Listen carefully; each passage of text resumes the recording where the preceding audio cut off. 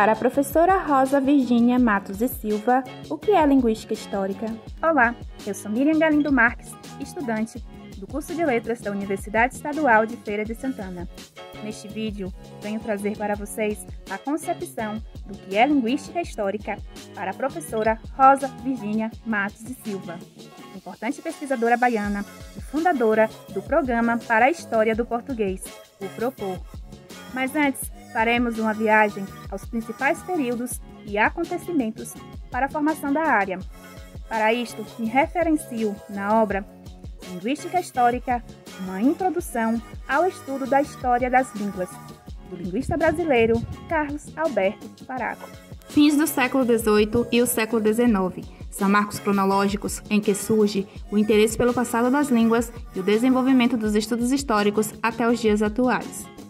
Estudos comparativos da língua.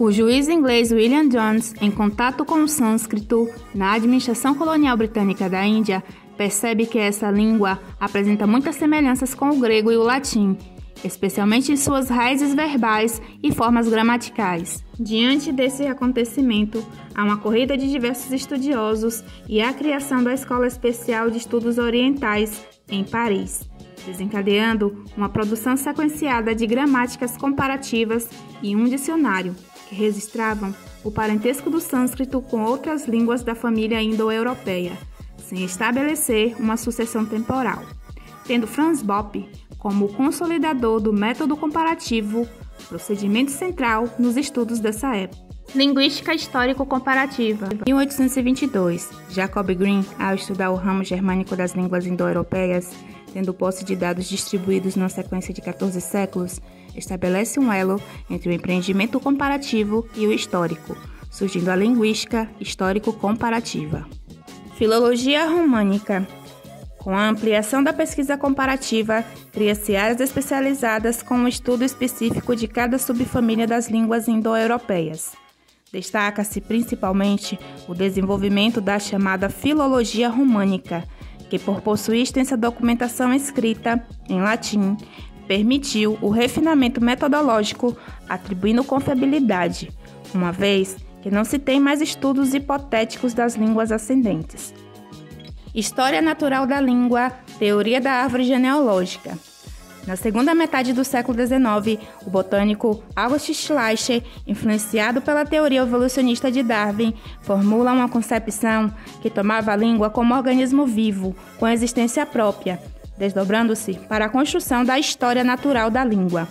Cria a teoria da árvore genealógica das línguas indo-europeias, na busca de se chegar à língua-mãe, atualmente denominada de proto-indo-europeu.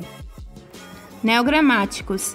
Em 1870, estudantes da Universidade de Leipzig, em Alemanha, questionando certos pressupostos tradicionais da prática histórico-comparativa, estabelecem uma orientação metodológica diferente. Com a publicação do primeiro número da revista Investigações Morfológicas, em 1878, o prefácio assinado por Osthoff e Brueggemann geram polêmica criticando a concepção naturalista. Para eles, a língua não possui existência independente. Ela existe no indivíduo e as mudanças se originam nele. Essa publicação ficou conhecida como Manifesto Neogramático. Para eles, o principal objetivo do pesquisador não era chegar à hipotética língua original indo-europeia, mas apreender a natureza da mudança nas línguas vivas atuais. São reconhecidos como os primeiros a estudar a mudança linguística, pois analisam como as línguas evoluem, explicando as previsíveis e regulares variações sonoras por meio das leis fonéticas. Quando a mudança saía do padrão, explicavam pelo método da analogia. 1878 até os dias atuais, segundo o linguista Carlos Alberto Faraco, é o período de contínua tensão entre duas grandes linhas interpretativas, uma mais imanentista e outra menos imanentista.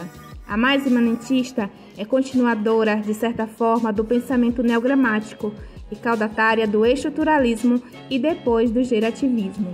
Vê a mudança como um fato primordialmente interno, isto é, como um acontecimento que se dá no interior da língua e é condicionado por fatores da própria língua.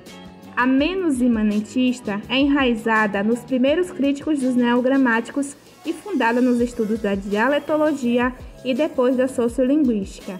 Entende que a mudança deve ser vista como articulada com o contexto social em que se insere o falante, isto é, como um evento condicionado por uma conjunção de fatores internos e externos.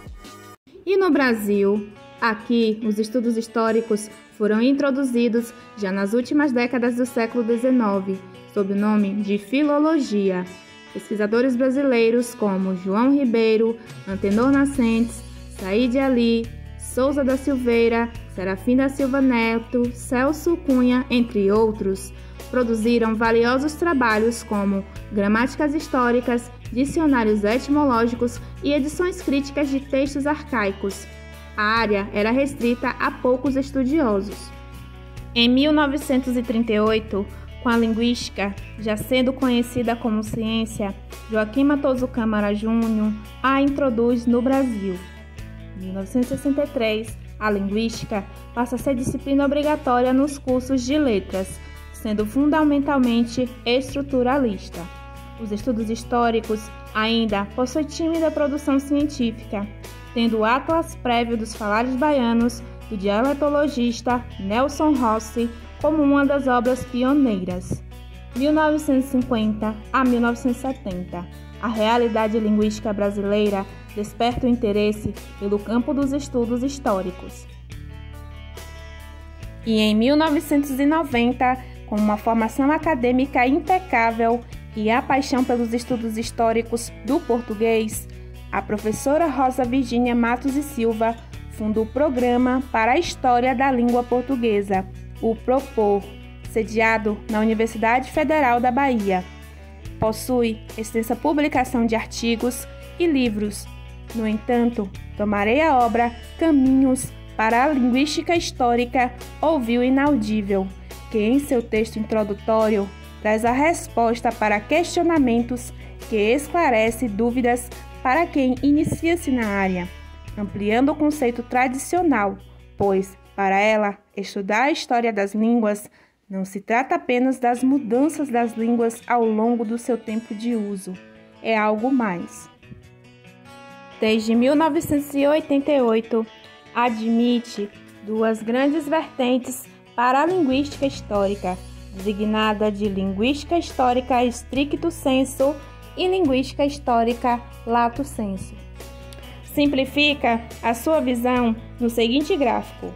Primordialmente, a linguística histórica tem sua base de dados na filologia, denominada genericamente de ciência do texto. Apresenta as duas grandes vertentes. A stricto sensu, ou mesmo que em sentido específico, trabalha com fatos linguísticos antigos, dependendo diretamente da filologia. Está voltada para o que muda e como muda ao longo do tempo em que tais línguas são usadas. Subdivide-se em duas perspectivas: sócio-histórica, que considera fatores extralinguísticos e intralinguísticos, diacrônica, que considera apenas fatores intralinguísticos. Esclarecendo rapidamente, fatores extralinguísticos são acontecimentos sociais que podem ocasionar mudanças linguísticas, como o processo de colonização no Brasil e a escravidão. Fatores intralinguísticos são fenômenos linguísticos que acarretam mudanças restritamente internas aos sistemas nos níveis fônicos, morfológicos, sintáticos e semânticos. Podemos citar como exemplo as várias pronúncias do R em todo o Brasil. Atualmente, há grandes projetos voltados para a linguística histórica stricto sensu, como o PROPOR, PHPB, CEDOS, ALIB, entre outros. A outra vertente, a lato sensu, ou mesmo que em sentido amplo, abarca as manifestações atuais de fatos linguísticos que não são da mesma época. Trabalha com dados datados e localizados. Durante a prevalência do estudo imanentista da língua no Brasil, essa linha teórica se manteve, tendo o já citado Atlas Prévio dos Falares Baianos como uma das obras pioneiras.